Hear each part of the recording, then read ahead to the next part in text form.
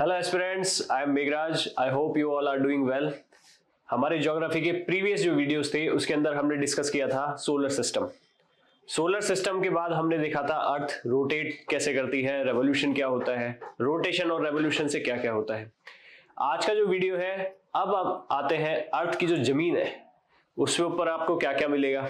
उसके इंटीरियर में हम जाएंगे और देखेंगे कि प्रीवियस ईयर क्वेश्चंस कैसे इस टॉपिक से पूछे जाते हैं। उस पर जाने से पहले कुछ क्वेश्चंस हो जाए 3-4 जो आपके प्रीवियस वीडियो के ऊपर बेस्ड है। तो पहला क्वेश्चन है, the Tropic of Cancer does not pass through which one of the following states. मैंने आप लोगों को बताया था ट्रॉपिक ऑफ कैंसर इंडिया को एकदम बीच में से क्या करती है, 2 हिस्सों में बांट देती है। 8 स्टेट से वो गुजर रही थी। ऑप्शंस के ऊपर गौर करोगे तो वेस्ट बंगाल से बिल्कुल जाती है, गुजरात से भी जाती है, झारखंड से भी जाती है। तो आंसर क्या होगा यहाँ पे? मणिपुर। क्लियर? ये मणिपुर नहीं है। नॉर्थ ईस्ट में कौन कौन से हैं आपके? त्रिपुरा और मिजोरम। नेक्स्ट क्वेश्चन पूछ रहा है, एनडीए 2023 का है भाई। विच one of the following is the correct sequence of arrangement of the given planets in descending order of density. अब पेपर के अंदर एक तो चीज क्या याद रखनी है, जब भी असेंडिंग डिसेंडिंग लिखा हो उसको अंडरलाइन कर लेना। जल्दीबाजी में क्या हो जाता है, सिली मिस्टेक में पूछा डिसेंडिंग है और लगा के असेंडिंग आ जाते हैं। तो सीक्वेंस पूछा है डेंसिटी का।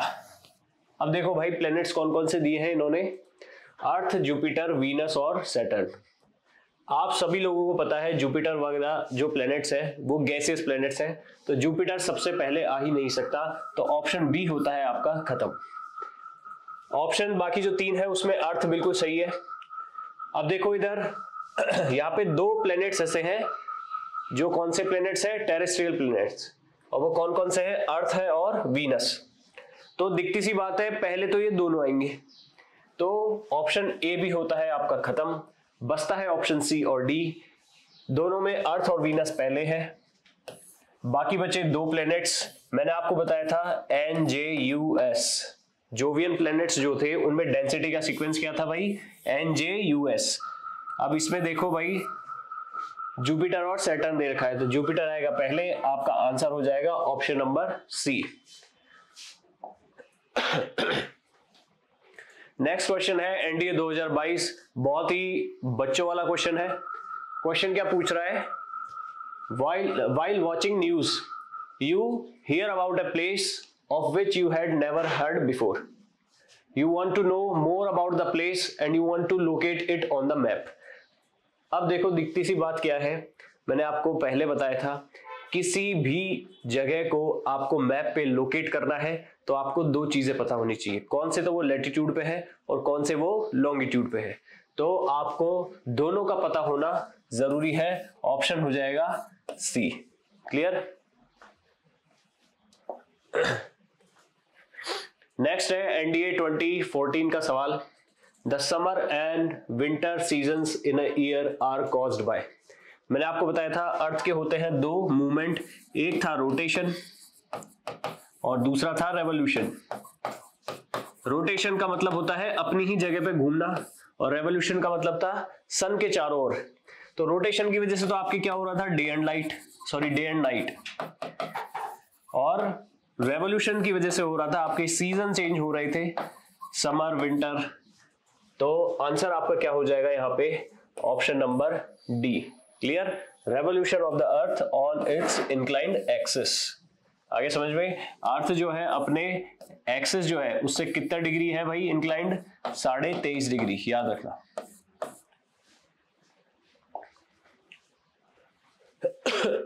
नेक्स्ट क्वेश्चन है एनडीए 2016।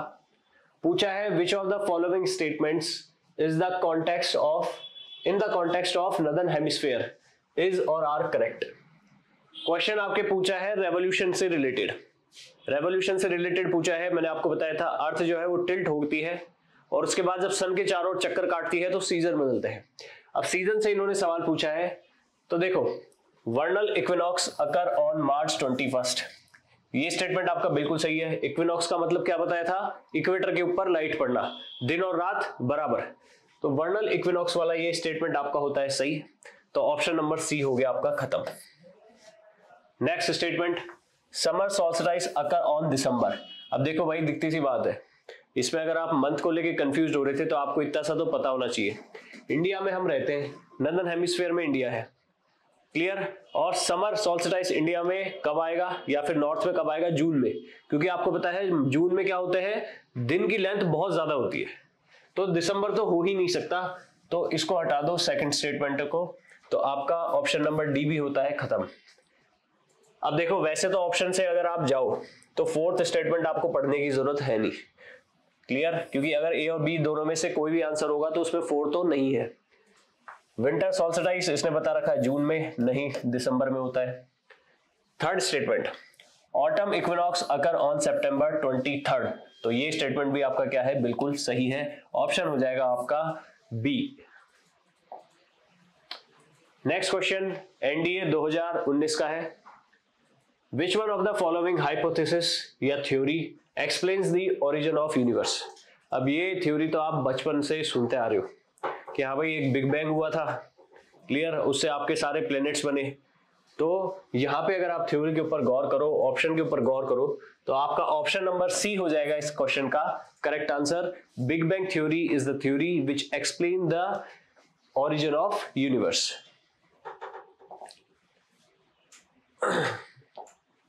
अब आइए भाई नेक्स्ट सवाल। अब देखो, यहां से अब जो है हम हमारा टॉपिक पढ़ना शुरू करेंगे। टॉपिक है हमारा आज का इंटीरियर ऑफ अर्थ। देखो, ये है आपकी अर्थ, क्लियर,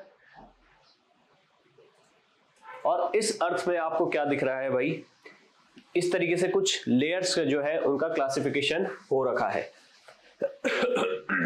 अब देखो, अर्थ की अगर हम बात करें, इसके इंटीरियर की,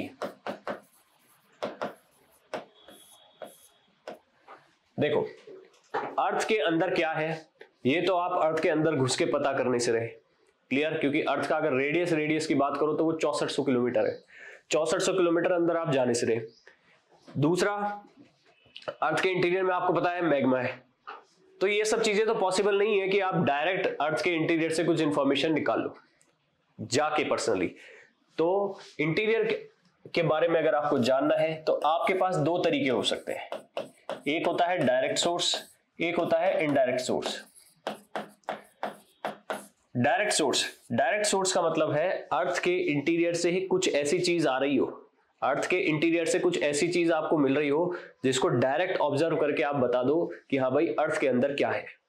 जैसे वॉल्केनो जैसे क्या है भाई आपके वॉल्केनो में आपको पता है अर्थ के अंदर से आता है मैग्मा बाहर, अर्थ के अंदर से क्या आता है भाई, मैग्मा बाहर आता है जब उसको हम लावा बोलते हैं। उसका जो भी कंपोजिशन है कि मतलब वो किस किस चीजों से मिलके बना है, उसको देख के हम अंदाजा लगा सकते हैं कि भाई अर्थ के अंदर ये चीजें मिलती होंगी। दूसरा होता है इनडायरेक्ट सोर्स, कुछ ऐसी चीजें जिसको देख के आप अनुमान पे पहुंचते हो कि ऐसा हो सकता है, जैसे अर्थक्वेक। जैसे क्या है भाई, अर्थक्वेक जब आता है तो उसकी वेव्स कहां से आई, किस एरिया में ज्यादा अर्थक्वेक्स आ रहे हैं, उन सब से आप अंदाजे पे पहुंचते हो कि भाई अंदर कुछ इसी पर्टिकुलर जगह पे इस तरीके की एक्टिविटीज होती होंगी। दूसरा है ग्रेविटेशन, मैग्नेटिज्म अर्थ का, आपको पता है अर्थ के मैग्नेटिज्म में हम नॉर्थ और साउथ पोल के बारे में पढ़ते हैं, क्लियर। नेक्स्ट चीज है आपके मीटियोर्स, बाहर से कोई उल्कापिंड आया तो उसको हम देखते हैं कि हाँ भाई ये बाहर से आया है, इसकी स्ट्रक्चर देखो, ये किस किस चीज से बना है। हो सकता है अर्थ के अंदर भी इसी तरीके की कुछ चीजें आपको क्या हो मिलती हो, तो ये सब इनडायरेक्ट सोर्स है। तो अब हम बात करेंगे एक एक के बारे में कि डायरेक्ट सोर्स में क्या होता है, इनडायरेक्ट सोर्स में क्या होता है, और उससे पहले हम बात करेंगे अर्थ की लेयर्स की। आपको यहां दिख रहा होगा अर्थ की लेयर्स, देखो भाई ये है आपका अर्थ का हमने एक पीस उठाया पिज्जा की तरह आपने क्या उठाया भाई, इसका एक स्लाइस उठा लिया, क्लियर। अब आप यहां क्या देख रहे हो, देखो नीचे जैसे जैसे हम जाएंगे, ये अर्थ का सबसे ऊपर वाला हिस्सा है, आपको दिख रहा है यहाँ पे, ये है पानी, ये है पहाड़। इससे जैसे जैसे आप नीचे जाओगे तो आपको डेंसिटी क्या होगी, बढ़ेगी। जैसे जैसे आप अर्थ में ऊपर से नीचे जाते जाएंगे आपको डेंसिटी क्या होगी, बढ़ती हुई मिलती है। इसको याद करने का तरीका क्या है, अर्थ जो है वो अपनी ही जगह पे क्या कर रही है भाई, रोटेट कर रही है, घूम रही है। आपने बचपन में ये सब किया होगा, बाल्टी के अंदर मिट्टी डाली पानी भर के और उस पानी को घुमाते रहो, हाथ से घुमाते रहते हैं, तो वो जो भी मिट्टी होती है वो सारी कहाँ आ जाती है, एकदम सेंटर में आ जाती है। कहने का मतलब उस पानी का भी क्या हो रहा है, रोटेशन, उस पानी का भी क्या हो रहा है, रोटेशन, और उस रोटेशन से क्या हो रहा है, हाई डेंसिटी जो थी मिट्टी की वो कहाँ आ गई, सेंटर में आ गई। तो उसी तरीके से अर्थ में है। क्लियर? तो जैसे जैसे आप सरफेस से नीचे जाते जाओगे डेंसिटी आपको क्या मिलेगी, बढ़ी हुई मिलेगी, और इसके साथ साथ टेम्परेचर भी जो है वो आपको क्या मिलेगा, बढ़ा हुआ मिलेगा। क्लियर? चलिए, अर्थ की होती है मेनली 3 लेयर। कौन कौन सी? ये रही क्रस्ट सबसे ऊपर वाली, उसके बाद आती है मेंटल, और सबसे लास्ट में कौन सी आती है आपकी, कोर। सबसे ऊपर कौन सी होती है, क्रस्ट, उसके बाद आती है मेंटल, और फिर उसके बाद आती है कौन सी, कोर। देखो ये रही भाई आपकी क्रस्ट। अब क्रस्ट होती है 2, क्रस्ट होती है कितनी, क्रस्ट के हिस्से होते हैं 2, एक होती है कॉन्टिनेंटल और दूसरी कौन सी होती है आपकी, ओशनिक क्रस्ट। कॉन्टिनेंटल क्रस्ट जो है इसकी थिकनेस आपको यहाँ पे क्लियरली दिख रही है भाई, इस कॉन्टिनेंटल क्रस्ट की जो है थिकनेस वो क्या होती है, ज्यादा। कॉन्टिनेंटल क्रस्ट की क्या होती है भाई, थिकनेस जो होती है वो होती है ज्यादा, और डेंसिटी किसकी ज्यादा होती है, ओशनिक क्रस्ट की। किसकी होती है भाई, ओशनिक की। ओशनिक देख रहे हो आप क्या नीचे है, क्लियर? और हम देखते हैं जैसे जैसे आप नीचे जाओगे आपको डेंसिटी क्या मिलेगी, अर्थ की बढ़ती हुई मिलती है। क्लियर?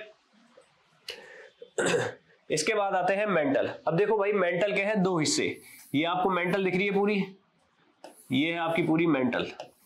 इस मेंटल के होते हैं 2 हिस्से, एक हो गया अपर मेंटल और दूसरा हो गया लोअर मेंटल।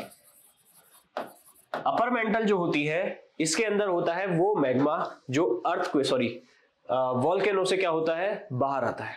अपर मेंटल वो लेयर है जिसके अंदर होता है मैग्मा, और वोल्केनो के थ्रू वो क्या होता है, सरफेस के ऊपर आता है। तो यहां पे मैं लिख देता हूं, यहां पे आपको क्या मिलता है भाई, मैग्मा। इसी वजह से इस लेयर को बोला जाता है, सिर्फ अपर मेंटल को,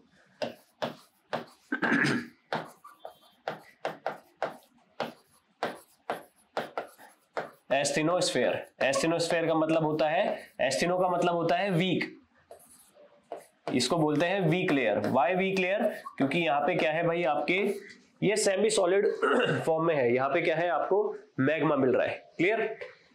और अगर हम क्रस्ट के साथ अपर मेंटल को जोड़े, क्रस्ट के साथ अपर मेंटल, क्रस्ट के साथ अपर मेंटल, इन दोनों लेयर्स को अगर हम मिलाते हैं तो इन दोनों लेयर का नाम होता है लिथोस्फेयर। क्या होता है भाई, लिथोस्फेयर। अब आप एक चीज याद रखना, ज्योग्राफी में जब जब हम पढ़ेंगे, लिथ शब्द जो होता है, लिथ होता है एक रूट वर्ड, इसका मतलब होता है पत्थर। आप हिस्ट्री में पढ़ते होंगे पैलियोलिथिक, मीजोलिथिक। क्लियर? तो उनमें जो लिथ शब्द आ रहा है वो बता रहा है पत्थर, वो पाषाण काल के लिए होता है। ऐसे ही ज्योग्राफी में जब जब लिथ आएगा तो वो किससे रिलेटेड होगा, चट्टान से रिलेटेड होगा। क्लियर? तो लिथोस्फेयर की अगर हम बात करें तो अर्थ में लिथोस्फेयर कौन सा होता है, क्रस्ट और upper mantle. Why upper mantle? क्योंकि यहां मैग्मा है, और मैग्मा क्या हो जाता है, जब सॉलिड हो जाता है, मैग्मा जब जम जाता है तो ये एक चट्टान बना लेता है, और वो चट्टान कौन सी होती है, इग्नियस रॉक्स। कौन सी होती है भाई, इग्नियस रॉक्स। तो याद रखना, लिथोस्फेयर में क्रस्ट तो आएगी और उसके साथ कौन सा आएगा, आपके अपर मेंटल। क्लियर? अब इसके नीचे आ जाती है, ये है आपकी कोर। ये क्या है भाई, आपकी कोर। इस कोर में भी आपको क्या दिख रहा है, इसके हैं 2 हिस्से, एक है आउटर कोर, एक है इनर कोर। क्लियर? अब देखो, इन सब के क्लासिफिकेशन के बाद अब आपको एक चीज याद रखनी है कि क्रस्ट जो है इसके अंदर सियाल पाया जाता है। सियाल का मतलब क्या है, सियाल का मतलब है सिलिकॉन, सिलिका और एल्यूमिनियम। क्या मिलता है, सिलिका और एल्यूमिनियम। ये किसमें मिलता है, क्रस्ट में। उसके बाद आती है, ये मैं यहां लिख देता हूं, क्रस्ट में आता है आपके सियाल। फिर आती है मेंटल, मेंटल में आती है आपकी सीमा। सीमा मतलब अगेन ये भी सिलिका है और ये है आपके मैग्नीशियम। नेक्स्ट आती है आपके कोर। कोर के अंदर आपको मिलता है निफे या नाइफ। नी से होगा निकल और ये एफी से होता है फेरस यानी आपके आयरन। तो कोर के अंदर आपको निकल और फेरस यानी आयरन आपको बहुत मिलेगा। मेंटल के अंदर आपको सिलिका और मैग्नीशियम मिलेगा। और सियाल कहां पे मिलती है, आपकी क्रस्ट के अंदर। अब आपकी पेपर में जो सवाल आता है वो आता है जनरली आपके एस्टेनोस्फेयर किसको बोलते हैं, लिथोस्फेयर किसको बोलते हैं, और इसके बाद जो भी हमने इनके बीच में ये बाउंड्री बनाई है, कॉन्टिनेंटल और ओशनिक क्रस्ट, उसके बाद मेंटल के 2 हिस्से किए, कोर के 2 हिस्से किए, तो इनकी जो भी बाउंड्रीज है उनके नाम से आपके क्वेश्चंस आते हैं। इसको याद करने के लिए बहुत ही आसान एक ट्रिक है, वो ट्रिक मैं आपको बता रहा हूं, यहां पे गौर करके सुनना। देखो एक बार हम बना लेते हैं, ये है भाई आपके अभी जो हमने पढ़ा अर्थ का इंटीरियर। इसमें हमने क्या पढ़ा, ये थी आपके इधर ओशन, ये है आपका पूरा क्रस्ट। नेक्स्ट कौन सी लेयर थी आपके, मेंटल, और सबसे लास्ट में कौन सी थी आपके, कोर। कोर के थे 2 हिस्से, ये थी आपकी आउटर कोर, ये थी आपकी इनर कोर। मेंटल के थे 2 हिस्से, ये है आपकी अपर मेंटल, ये है आपकी लोअर मेंटल। अपर मेंटल को हम बोल रहे थे एस्थेनोस्फेयर, एस्थेनोस्फेयर, और क्रस्ट और अपर मेंटल को मिला के हम बोल रहे थे लिथोस्फेयर। यहां पे भी क्रस्ट में भी 2 थी, ये थी आपकी कॉन्टिनेंटल और ये थी आपकी ओशनिक क्रस्ट। अब यहां पे आप क्या देख रहे हो, बाउंड्री, कितनी बाउंड्री बन रही है आपके। अगर मैं बाउंड्री की बात करूं तो एक बाउंड्री तो ये बन रही है कॉन्टिनेंटल और ओशनिक क्रस्ट में, एक बाउंड्री ये बन रही है क्रस्ट और अपर मेंटल, एक अपर और लोअर मेंटल, एक लोअर मेंटल और कोर, और एक आउटर कोर और इनर कोर के बीच में। कितनी बाउंड्री हुई, 5। इसको याद करने के लिए जो ट्रिक है वो ट्रिक ये है, ट्रिक का नाम है कॉल मी रेगुलर। आप इसको ऐसे याद कर सकते हो, कॉल मी रेगुलर। अब इस कॉल से जो आपके ट्रिक बनेगी उसका नाम है कोलोराड, सबसे पहली लेयर। अब सबसे पहली लेयर कौन सी है भाई, ये क्लियर। सबसे पहली लेयर कौन सी है आपकी, कॉन्टिनेंटल और ओशनिक क्रस्ट में। फिर आती है मी, एम, एम से आती है आपकी मोहो या मोहोब्रिक भी मिल सकती है, तो मोहो कौन सी होगी आपकी, ये सेकंड, क्रस्ट और अपर मेंटल। थर्ड आती है आर, आर का मतलब हो गया रेपिटी, आर का मतलब क्या हो गया भाई, रेपिटी। तो रेपिटी आपकी कौन सी हो गई, 3rd नंबर की लेयर। नेक्स्ट आती है जी, जी से आता है आपके गुटेंसबर्ग। देखो ये कुछ नाम है, आपको याद करने पड़ेंगे, क्लियर। नाम याद हो जाए तो बहुत अच्छा, कोशिश तो आपकी यही होनी चाहिए कि सारे नाम आपको याद हो।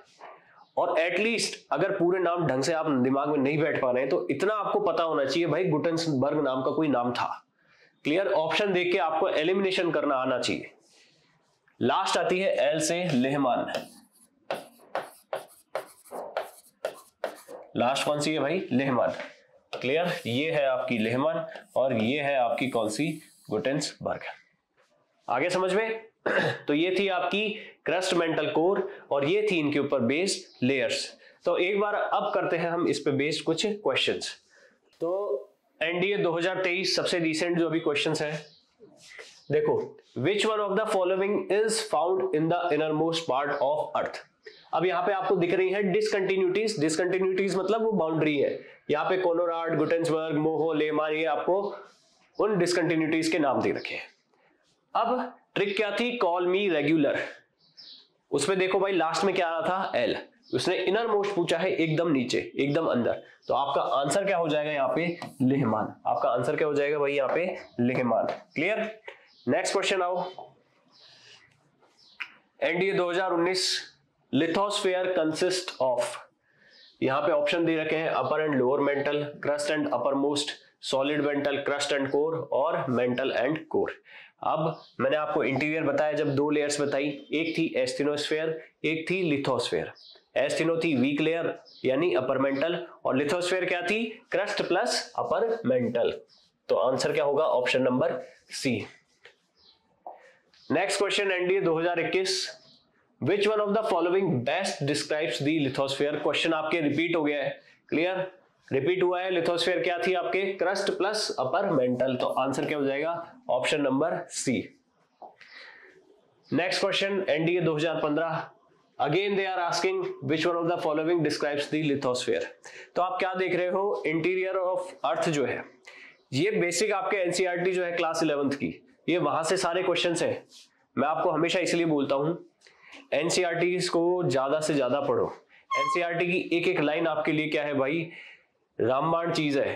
पेपर में आपको ऐसी की ऐसी लाइन मिलेगी। ये लिथोस्फीयर वगैरह जो भी है सब क्लास 11th की एनसीईआरटी है, उसी में से लिया है। तो अगेन लिथोस्फीयर पे आपका सवाल है, तो आंसर क्या हो जाएगा, crust plus upper mantle, option number B. Next NDA 2021, the maximum depth of the lithosphere is found in the. अब देखो यहां पे लगाना है आपको कॉमन सेंस। आप लोगों को यहां दिख रहा है Siberian plain, Himalayan mountains, Patagonian desert, Pacific ocean. अब आपको पता है जमीन की अगर हम बात करें, इसने क्या पूछा है, सबसे ज्यादा गहराई कहां मिलेगी। क्लियर। जमीन की अगर हम बात करें तो आप क्या देखते हो, सबसे गहरा पॉइंट आपको कहां मिलता है, मैरियाना ट्रेंच। कहां मिलता है भाई, मैरियाना ट्रेंच। और मैरियाना ट्रेंच की अगर आप बात करो तो वो कौन से ओशन के अंदर आती है, वो आती है पैसिफिक ओशन के अंदर। क्लियर। तो आपको पता होना चाहिए था जमीन पे सबसे गहरा पॉइंट होता है मैरियाना ट्रेंच, और वो कौन से ओशन के अंदर मिलता है, पैसिफिक ओशन। तो इस क्वेश्चन का आंसर हो जाएगा ऑप्शन नंबर ए। नेक्स्ट, अब देखो, अब एक बार कुछ और चीजें जो है उनको हम पढ़ते हैं, और वो चीजें क्या है भाई, अर्थक्वेक। नेक्स्ट जो आपका छोटा सा टॉपिक है वो है अर्थक्वेक। देखो अर्थक्वेक में बेसिकली होता क्या है, ये आपकी जो अर्थ है, क्लियर, ये आपका अर्थ का जो ये सरफेस है, इसके नीचे जैसे आप एक चीनी मिट्टी की प्लेट लो, उसको पटक दो, फिर आप क्या करते हो, उसको जोड़ जाड़ के पूरी प्लेट को क्या करते हो, बना देते हो। मान लो वो ये प्लेट है, आपने इसको जोड़ा, वो कुछ इस तरीके से जुड़ी, तो आप क्या देख रहे हो, ये पूरी प्लेट जो है ये छोटी छोटी क्या है, इस प्लेट के टुकड़ों से मिलकर बनी है। तो बिल्कुल उसी तरह आपकी अर्थ की जो सरफेस है वो क्या है, कुछ प्लेट्स के टुकड़ों से मिलकर बनी हुई है। अब वो टुकड़े क्या करते हैं, हिलते डुलते रहते हैं, मूवमेंट करते रहते हैं, कभी पास आएंगे, कभी दूर हटेंगे, कभी आपस में रगड़ के वो चलेंगे। तो इन मूवमेंट्स की वजह से क्या होता है भाई, आपके अर्थक्वेक जो होता है वो आते हैं। क्लियर। इन्हीं मूवमेंट्स की वजह से आपको वोल्केनो मिलेंगे, अर्थक्वेक मिलेंगे, सुनामी मिलेगी। तो देखो यहां पे अब हम पढ़ने वाले हैं अर्थक्वेक के बारे में। अर्थक्वेक क्या है, एक्चुअली अर्थ के इंटीरियर से रिलीज होने वाली क्या है, एक एनर्जी है जो कहां पे आ रही है, सरफेस के ऊपर आ रही है। क्लियर। अब देखो इधर अर्थक्वेक की अगर हम बात करें तो अर्थक्वेक जो है उसकी वेव्स जो होती हैं वो होती हैं दो तरीके की।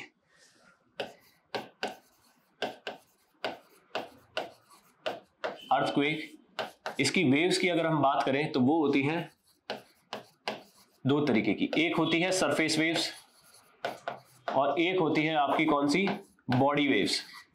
नाम से ही क्लियर है, सरफेस वेव्स वो वेव्स होती हैं जो कि अर्थ के सरफेस पे आती हैं। अब आपको पता है अर्थ की सरफेस पे जैसे ही अर्थक्वेक की वेव्स आती है तो वो क्या करती है, बहुत तबाही मचाती है। क्या करती है भाई, बहुत ज्यादा तबाही मचाती है। तो यही कारण है कि ये जो वेव्स हैं सरफेस वेव्स, ये क्या होती है, मोस्ट डिस्ट्रक्टिव। मोस्ट डिस्ट्रक्टिव कौन सी होती है, आपकी surface waves. Body wave, body wave का मतलब क्या है, जो अर्थ की बॉडी के अंदर चल रही है। अब ये होती है दो तरीके की, एक होती है पी वेव्स और एक होती है एस। P का मतलब होता है प्राइमरी, P का मतलब कौन सा होता है भाई, प्राइमरी, और S का मतलब होता है secondary.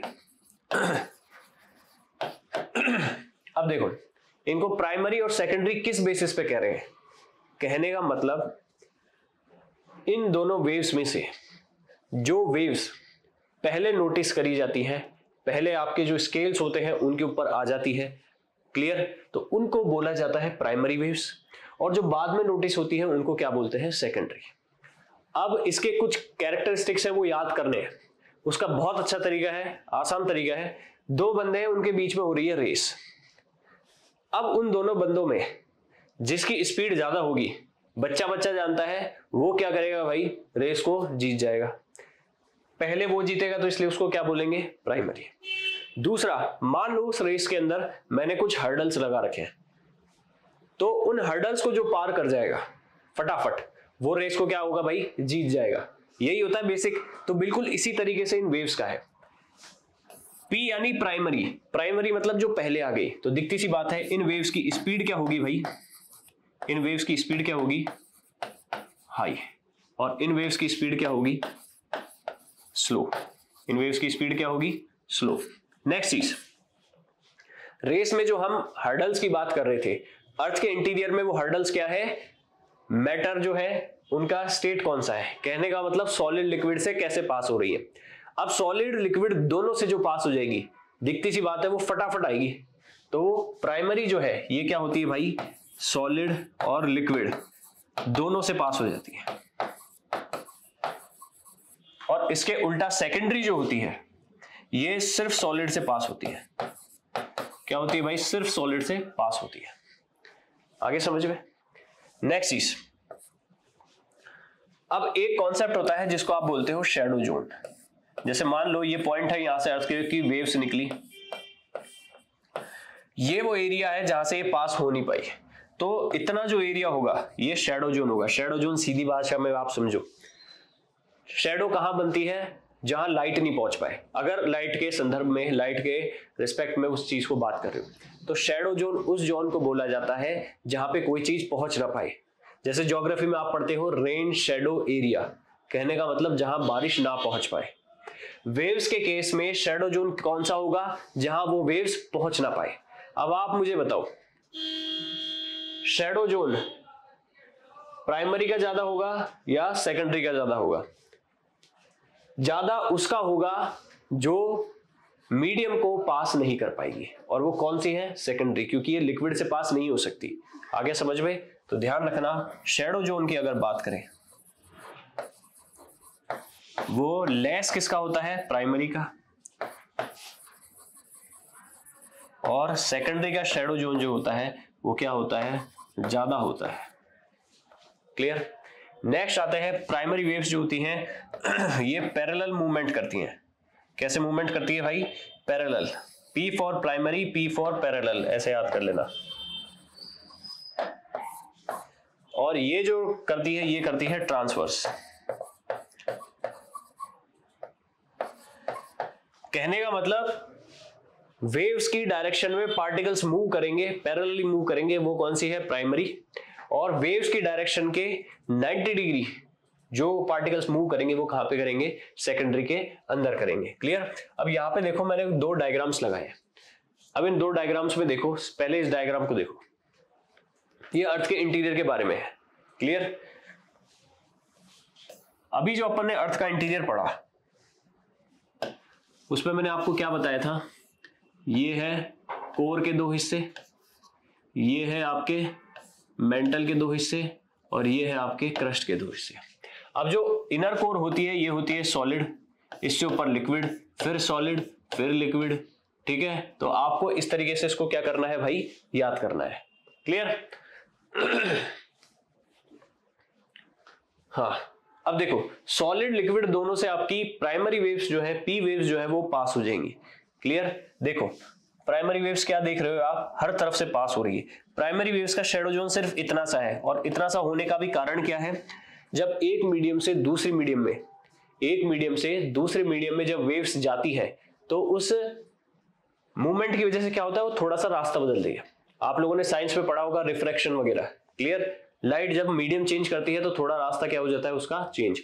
So in the same way when earthquake waves move, तो मीडियम जब भी चेंज होता है ये थोड़ा क्या करती हैं भाई, डेविएट होंगी। तो उसी वजह से पी वेव जो है उसका शैडो जोन क्या है, बहुत कम होता है। क्लियर। अब यहां देखो दूसरा डायग्राम। इस डायग्राम के अंदर मैंने आपको क्या बताया है, ये है अर्थ का इंटीरियर। ये वो पॉइंट है जहां से अर्थक्वेक की वेव्स हो गई शुरू। कहने का मतलब ये पॉइंट है जहां से आपकी अर्थक्वेक जनरेट होना शुरू हुई। तो इस पॉइंट को बोलते हैं फोकस या फिर हाइपोसेंटर। क्या बोलते हैं, फोकस या फिर हाइपोसेंटर। तो फोकस या फिर हाइपोसेंटर वो पॉइंट होता है from where earthquake waves generate. जिस पॉइंट से अर्थक्वेक की वेव जनरेट होना शुरू होती है उसको बोला जाता है फोकस या फिर हाइपोसेंटर। इसके ऊपर वो पॉइंट जहां पे सबसे पहले अर्थक्वेक वेव्स को नोटिस किया जाता है वो क्या होता है, एपीसेंटर। वो कौन सा होता है, एपीसेंटर। तो ये अब क्या है, ये कौन सा पॉइंट है, पॉइंट ऑन सरफेस है ये, where earthquake waves are witnessed first. Clear. अब देखो हो सकता है आपको पेपर के अंदर दो शब्दों में कंफ्यूजन हो जाए, हाइपोसेंटर और एपीसेंटर, कि यार ऊपर वाला एपी था कि अंदर वाला एपी था। अब एक चीज याद रखना, एपी शब्द जो होता है ना, एपी शब्द जो होता है, इस एपी शब्द का मतलब ही बाहर होता है। आप लोगों ने बायोलॉजी में क्या पढ़ा होगा, एपिडर्मिस पढ़ा होगा बायोलॉजी में अंदर, एपिडर्मिस। डर्मा मतलब स्किन, एपिडर्मिस मतलब स्किन का सबसे बाहर वाला भाग। Clear. So in the same way AP का मतलब होता है बाहर, बाहर वाला सेंटर। वो कौन सा होगा, एपिसेंटर, जो कहां पे मिलेगा आपको, सरफेस पे। क्लियर। तो ये था आपके अर्थक्वेक के बारे में। अब इसके ऊपर बेस्ड कुछ क्वेश्चंस हो जाए आपके। एनडीए 2021 का सवाल है, point of origin of earthquake waves is known as. अब हमने देखा था दो पॉइंट थे, एक अंदर था एक सरफेस पे था। सरफेस वाला एपिसेंटर था और सरफेस के नीचे जहां से अर्थक्वेक वेव शुरू हो रही थी उसको हम बोल रहे थे फोकस या फिर हाइपोसेंटर। तो आंसर क्या हो जाएगा, ऑप्शन नंबर बी। आ जाए, अब नेक्स्ट है आपके सवाल, अगेन अर्थक्वेक के ऊपर है, एनडीए 2023 का सवाल। Which of the following statements is or are correct? Clear, आपको करेक्ट स्टेटमेंट बताना है। तो पहला स्टेटमेंट है hypocentre is the point on the surface. ये लो, ये तो यही गलत हो गया, आगे पढ़ने की जरूरत ही नहीं है। हाइपोसेंटर सरफेस पे थोड़ी होता है, सरफेस सबसे बाहर कौन सा था, एपी। तो फर्स्ट स्टेटमेंट तो आप क्या करो भाई, उड़ा दो। तो फर्स्ट स्टेटमेंट उड़ाते ही आपका ऑप्शन ए खत्म, सी खत्म। अब वैसे तो ऑप्शन से देखो आपको पता लग रहा है कि थर्ड स्टेटमेंट तो सही होगा ही होगा, लेकिन फिर भी एक बार पढ़ लेते हैं। P waves move faster and are the first to arrive at the surface of earth. बिल्कुल सही भाई, पी का मतलब प्राइमरी, जो पहले आएगी, और पहले कौन आएगी, जो फास्ट होगी। अब आ जाओ next, velocity of earthquake waves is higher in dense material. So this statement is true. Dense material जितना होगा वहां पे आपका क्या होगा, इनकी स्पीड क्या हो जाती है, बहुत ज्यादा हो जाती है। क्लियर। तो आपका ऑप्शन नंबर बी जो होगा वो इस क्वेश्चन का हो जाएगा करेक्ट आंसर। चलिए आज करते हैं यहीं तक। आज हमने पढ़ा इंटीरियर ऑफ अर्थ में लेयर्स कौन कौन सी होती हैं, अर्थक्वेक क्या होता है। अर्थक्वेक बहुत इजी और छोटा टॉपिक है। पी वेव्स, एस वेव्स से आपके जनरली क्वेश्चंस बनते हैं और वो 2 पॉइंट ही थे जो आपको पढ़ने हैं। In the next video, we will be talking about major and minor plates and volcano. तो इस वीडियो को लाइक करें और इसके साथ साथ शेयर करें ताकि आपके बाकी जो फ्रेंड्स हैं जो तैयारी कर रहे हैं वो इसका मैक्सिमम बेनिफिट उठा सके। मिलते हैं नेक्स्ट वीडियो में। Thank you very much. जय हिंद।